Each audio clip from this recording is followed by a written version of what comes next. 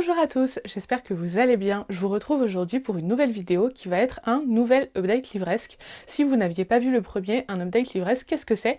Eh bien chez moi en fait c'est un peu un genre de vidéo fourre-tout, c'est-à-dire que c'est dans cette vidéo où j'aborde mes lectures terminées, mes lectures en cours et éventuellement mes nouvelles acquisitions. C'est vraiment une vidéo fourre-tout, oui, il n'y a pas d'autre mot. C'est une vidéo qui me permet de faire des récapitulatifs, même si je ne lis pas énormément et que je ne suis pas très présente sur YouTube. Et aujourd'hui vous allez voir que j'ai tout de même 3 lectures terminées à vous présenter. C'est pas trop mal pour moi en ce moment. Ça aurait été catastrophique l'année dernière où j'avais un rythme de environ 10 à 12 lectures par mois et en ce moment on est plutôt à 2 lectures par mois. Donc 3, c'est pas si mal.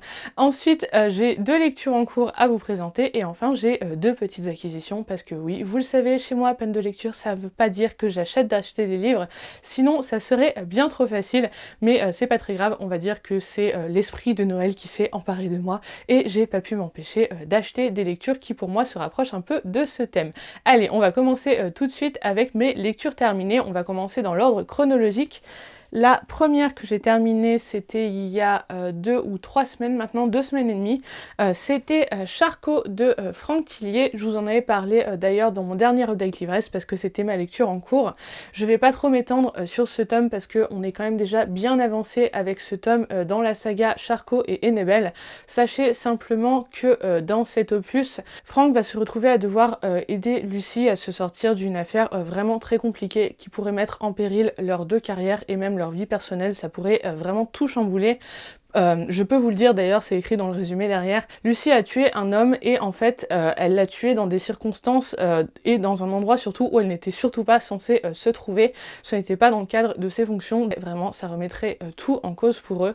Et donc Franck va se retrouver à un peu essayer de maquiller ce crime jusqu'à que ce crime va être découvert par la police et que c'est le 36 quai des Orfèvres qui va devoir enquêter sur cette affaire. Donc Franck et Lucie vont être à la fois les enquêteurs mais aussi des parties prenantes dans cette affaire de meurtre et ils vont découvrir quelque chose de bien plus sombre et de bien plus profond. J'ai beaucoup aimé ce tome, mais comme toujours avec moi dans la série Charcot et Enébel, c'est pas forcément mon préféré, mais c'est peut-être, ça fera peut-être en tout cas partie de ceux qui m'auront le plus marqué et le plus fait frissonner parce que c'est une thématique qui pour moi personnellement me touche toujours beaucoup, me fait toujours un petit peu peur. Pour vous donner, alors pas peur au sens c'est horrible, mais en tout cas ça me fait toujours poser beaucoup de questions. Pour vous donner juste la thématique générale, et là non plus c'est pas vraiment un spoil, mais sachez simplement que si les scènes où il y a énormément de sang vous rebutent, eh bien fuyez ce livre, mais vraiment fuyez de très très loin parce que ça pourrait être très pénible pour vous. Il y a des passages que j'ai trouvé très difficiles à lire et auxquels je repense encore là 2 ou 3 semaines après. Bref, voilà, pas mon préféré de la saga, mais une très chouette lecture. Et là, il me reste Luca à lire, sachant que je n'ai pas Luca, il faut à tout prix que je me le procure quand je serai en France. Et ensuite, je serai à jour dans les enquêtes de Charcot et Enébel. Et donc, il me restera que mes yeux pour pleurer, d'une part, et aussi quelques autres Franck Tillier en dehors de la saga Charcot et Enébel à lire. Mais globalement, je suis plutôt à jour avec cet auteur, donc il va falloir que je freine, sinon je vais me retrouver sans rien à me mettre sous la dent. Mais si on s'en tient au calendrier de publication de l'auteur en général, il fait des sorties je crois fin mai, début juin, et j'espère que cette année ça sera un nouveau Charcot, ou alors peut-être encore une nouvelle sortie dans l'univers du manuscrit inachevé et de Labyrinthe, c'est ça le dernier, parce que il me faut ma dose de Tillier chaque année, et j'avoue que ça me stresse un peu de savoir que j'en ai plus beaucoup, mais bon, c'est comme ça, au moins ça veut dire que ces romans continuent à me plaire, et c'est très bien comme ça. Une autre saga que je suis triste de quitter, enfin j'emploie le mot saga mais pour être exact c'est une duologie, j'ai donc terminé la duologie de Vaisseau d'Arcane de Adrien Thomas. Ce tome 2 s'intitulait L'Empire des Abysses. Comme c'est un tome 2 et que c'est donc le point final d'une saga, je ne vais pas vous en dire beaucoup, je vous laisserai vous reporter éventuellement si ça vous intéresse à mon avis sur le tome 1, j'essaierai de vous le mettre en haut de l'écran et également en barre d'infos. Sachez simplement que dans ce tome 2 on a énormément encore de complots et de conflits. J'ai eu beaucoup de mal à quitter les personnages, mais en tout cas ce qui m'a marqué surtout dans ce tome, c'est que un peu à la façon de la saga, comment ça s'appelle, Les Épines je crois, qui commence par le royaume rêvé et dont le tome 2 est le royaume éveillé, et bien un peu à la manière de cette saga, on est ici donc dans de la fantasy adulte, Adrien Thomas a une plume extrêmement chargée en termes de mélancolie, parfois un peu de cynisme, mais en tout cas ça m'a énormément touchée. J'étais vraiment très triste en terminant ce tome 2 de savoir que je ne retrouverais pas ces personnages. C'était vraiment génial.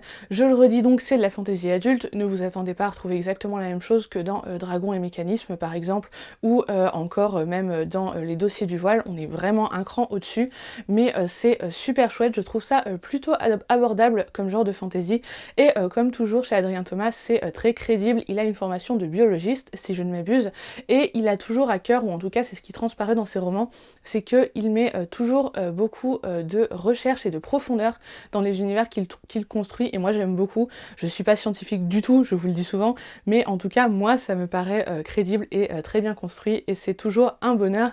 Je vais voir en France là ce qu'il me manque un peu au niveau de ses écrits. Je pense essayer de me procurer le tome 3, donc de la saga des épines, qui serait je crois le royaume brisé si je ne m'abuse, parce que là encore c'est une saga de fantasy adulte que j'aime beaucoup. Mais donc voilà, je vais faire le plein de Adrien Thomas dans les prochaines semaines, et donc on se retrouve probablement après Noël pour un petit book haul retour de France. Vous commencez à avoir l'habitude avec moi, quand je rentre de France c'est rarement les mains vides, mais donc voilà, comme toujours, si vous n'avez jamais lu du Adrien Thomas, eh bien foncez, c'est vraiment une valeur sûre pour moi. Et enfin, dernière lecture terminée de cette update livresque, il s'agit là de ma première lecture pour le Cold Winter Challenge. Il s'agit de Eeny Meeny de M.J. Arledge. On est ici sur le premier tome de la saga avec enquêtrice récurrente. Cette enquêtrice c'est Helen Grace, et en français ce tome a été traduit sous le titre de Amstramgram. Je vais pas vous en dire énormément sur le résumé, sachez simplement que l'on se situe à la période hivernale. Ça commence d'ailleurs au moment de Noël, donc j'étais très contente de le lire maintenant. Et donc on va rencontrer Helen Grace qui est inspectrice, ou qu'est-ce qu'elle est comme grade ? Elle est Detective Inspector, donc oui, elle est assez haut placée dans une unité de police au sud de Londres, et elle va se retrouver confrontée à ce qui semble être un meurtrier en série, mais qui serait vraiment très particulier, c'est-à-dire qu'à chaque fois il kidnappe deux victimes et il donne à ces victimes un choix, c'est-à-dire que si l'une des victimes tue l'autre, eh bien elle sera libérée. Donc voilà, vous voyez le sous-titre, One lives and one dies, no choice, et en fait Helen va se rendre compte que ces victimes ont éventuellement quelque chose en commun, et on va également en apprendre plus sur elle. J'ai trouvé ça assez intéressant d'ailleurs, parce que dans la plupart des thrillers, ou en tout cas dans la plupart des séries de thrillers que j'ai lues jusqu'à présent qui ont un détective récurrent, on rencontre le détective, et ensuite au fur et à mesure des tomes on en apprend plus sur lui, sur son passé, sur ce qui l'a poussé éventuellement à travailler dans la police, etc.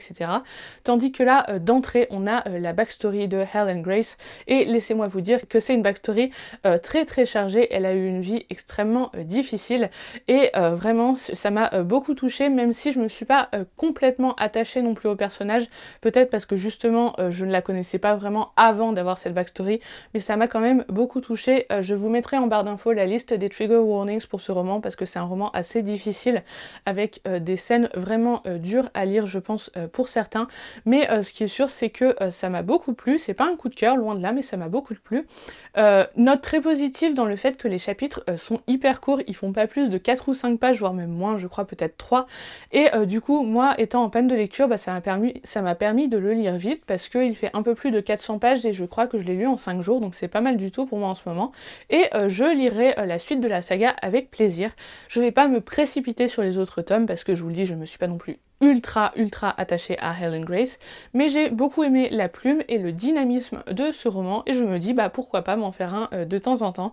Je vais regarder si je les trouve par exemple d'occasion. Et en attendant, écoutez, si vous cherchez un thriller qui se passe autour de Noël, ou en tout cas dans la période hivernale, foncez, je pense que celui-là il fera très bien le job. Et on passe maintenant à mes lectures en cours. Elles sont au nombre de 2. La première, je vous en ai déjà parlé plusieurs fois, c'est la suite d'un roman que j'ai lu exactement à la même période période l'année dernière. Il s'agit bien évidemment de How Winston Came Home for Christmas. C'est donc mon histoire de l'Avent de cette année. L'année dernière, j'avais lu le tome 1, donc How Winston Delivered Christmas. Et donc là, on est sur la suite, c'est-à-dire que Winston a fini son aventure de l'année dernière et il se lance dans une nouvelle aventure avec ses amis. Donc si vous ne connaissez pas le principe, c'est une histoire de l'Avent, c'est-à-dire qu'il y a un chapitre à lire tous les jours jusqu'à Noël. Donc comme c'est un roman pour enfants, les chapitres sont très courts. Donc là, on est aujourd'hui le 5 décembre et je vais vous dire combien de pages j'ai lu en tout, en suivant la règle de un chapitre par jour. J'ai lu 35 pages. Voilà, donc ça va très très doucement, mais moi ça me va très bien. En général, je fais ça au moment du goûter, avec mon thé et mes chocolats qui sont issus de mes autres calendriers de l'Avent pour le coup. Et ça me va très bien, comme je vous le dis. Le seul truc, c'est qu'il est lourd, donc ça va peser dans ma valise pour la France. Mais bon, bah écoutez, je suis plus à ça près niveau poids de livre. Je vais juste vous montrer une ou deux illustrations. Vous allez voir, c'est très très mignon. Ne serait-ce que l'illustration de la page de garde est absolument adorable. J'aime beaucoup ce style. Donc voilà, il n'y a pas franchement beaucoup plus à en dire. Ce que je sais, c'est que là, il est environ 3h30. J'ai fini mon ménage, j'ai fini de bosser pour la journée. Donc après avoir fini cette vidéo, je vais aller me poser avec un thé et je vais lire le chapitre d'aujourd'hui. Et mon autre lecture en cours, je ne l'ai pas en ma possession en physique parce que c'est une lecture audio, je vous remettrai la couverture en bas de l'écran. Il s'agit de Legendborn.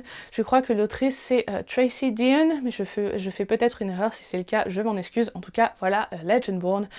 C'est une saga de Young Adult en fantasy. C'est en fait une réécriture de la légende arthurienne et pour tout vous dire, je me la suis lancée sur Audible la semaine dernière, un petit peu au hasard. J'avais plus que ça en fait dans ma bibliothèque Audible parce que j'ai arrêté mon abonnement il y a plusieurs mois parce que je n'avais jamais le temps de finir mes livres avant d'avoir un nouveau crédit, ce qui fait que les livres s'accumulaient dans ma bibliothèque. Donc j'ai coupé l'abonnement et j'ai quand même encore quelques titres que j'avais déjà achetés auparavant, dont celui-ci, et je l'ai lancé au hasard et au début j'ai dit ouais, d'accord. Et puis j'ai écouté 1 heure, et puis 2 heures, et puis 3 heures. Et là je crois que je suis à la moitié, soit environ 9 heures sur les 18. Franchement, ça casse pas 3 pattes à un canard, mais ça fonctionne assez bien. Je vais vous parler très très rapidement du pitch, même si c'est une saga de Young Adult en fantasy, comme on a déjà vu des dizaines, et voire même des centaines. Il y a quand même quelques notes positives qui font que c'est entre autres pour ça que je me suis accrochée. On suit Bree, donc qui est le surnom de Brianna.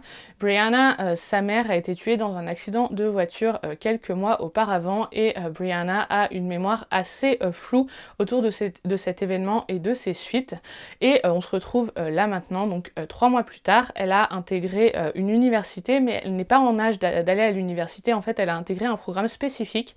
C'est une sorte de bourse qui est ouverte aux lycées qui sont en dernière et avant-dernière année du lycée, pour qu'ils puissent avoir accès à l'université un petit peu en avance, qu'ils puissent suivre des cours proposés par l'université tout en ayant un statut de lycéen. Donc voilà, c'est vraiment un statut très particulier et surtout c'est une université très prestigieuse, donc c'est une chance absolument formidable pour Bree.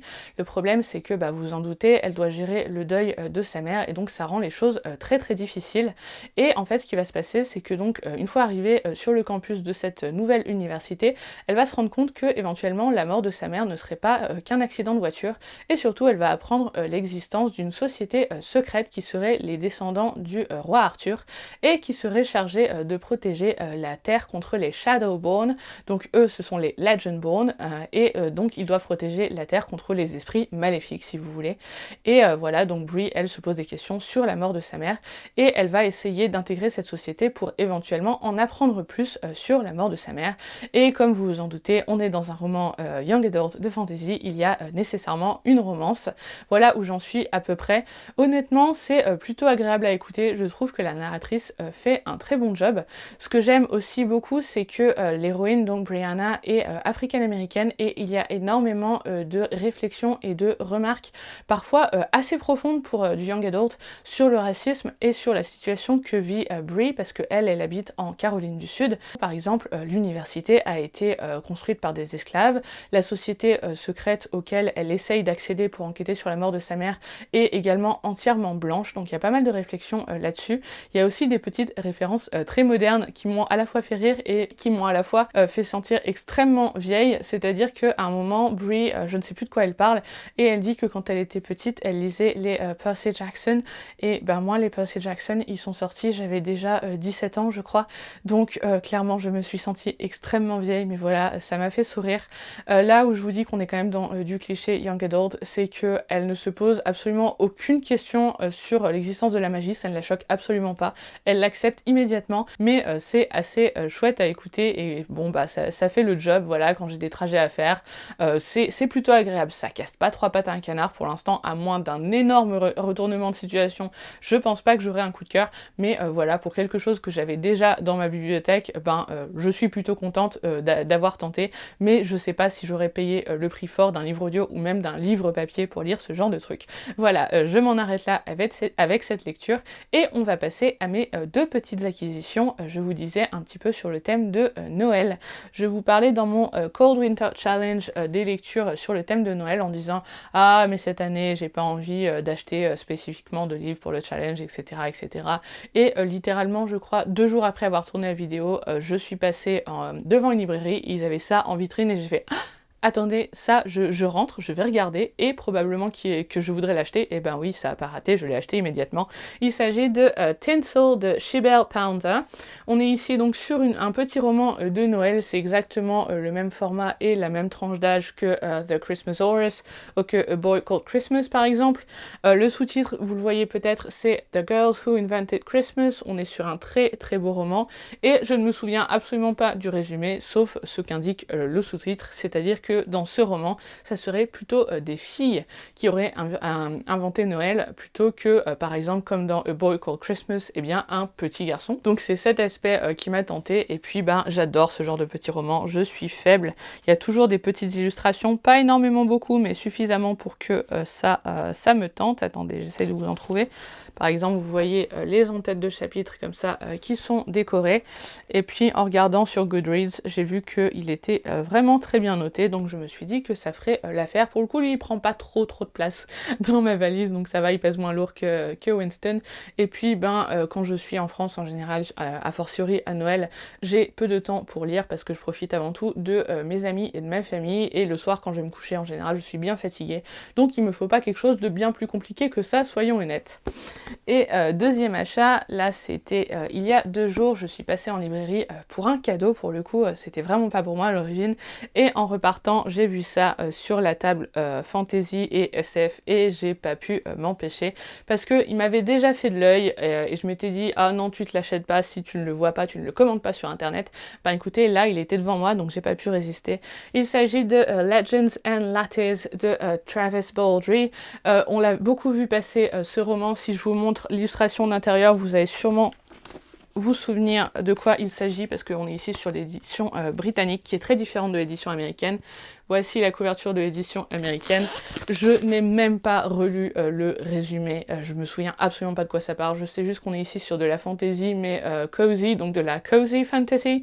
Je suis une fan de cozy mystery, écoutez, je tente la cozy fantasy, et ce qui m'a beaucoup fait rire, c'est qu'au moment de payer, la libraire m'a dit oh, « Vous l'avez pris, formidable, moi aussi je me le suis pris, parce que je pense que ça va être la lecture parfaite pour le jour de Noël, quand on a beaucoup mangé, peut-être un peu trop bu, qu'on est fatigué, qu'on n'a rien envie de faire à part rester sur le canapé, et ça sera la lecture parfaite. » Et je lui ai dit vous savez quoi, vous avez complètement raison, c'est un peu l'idée que je m'étais faite, et je pense que ça va être parfait. Entre Noël et Nouvel An, je vais alterner entre ça et notre éternel marathon Seigneur des Anneaux, le Hobbit, avec mon mari, c'est notre tradition depuis très très longtemps, et cette année ça va encore pas y échapper, mais donc ça sera parfait, avec les chocolats qui restent de Noël, vous savez, ou alors ceux qu'on a eu en cadeau. Je sais pas si l'histoire est absolument formidable, j'ai pas non plus des retours qui disaient oh là là c'est l'histoire du siècle, mais apparemment ça avait l'air vraiment très très sympa, et je crois que j'en demande pas plus à cette lecture, juste le concept me plaît, et on arrive à la période où ça sera absolument parfait. Donc voilà,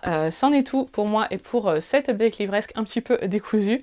J'espère que ça vous aura plu, n'hésitez pas à me dire ce que vous en avez pensé en commentaire, n'hésitez pas également à mettre un petit pouce en l'air si cette vidéo vous a plu, et éventuellement éventuellement à vous abonner à la chaîne si ce n'est pas déjà fait. Le meilleur moyen de soutenir la chaîne, c'est de la recommander ou alors de recommander cette vidéo en particulier à quelqu'un à qui ça pourrait plaire.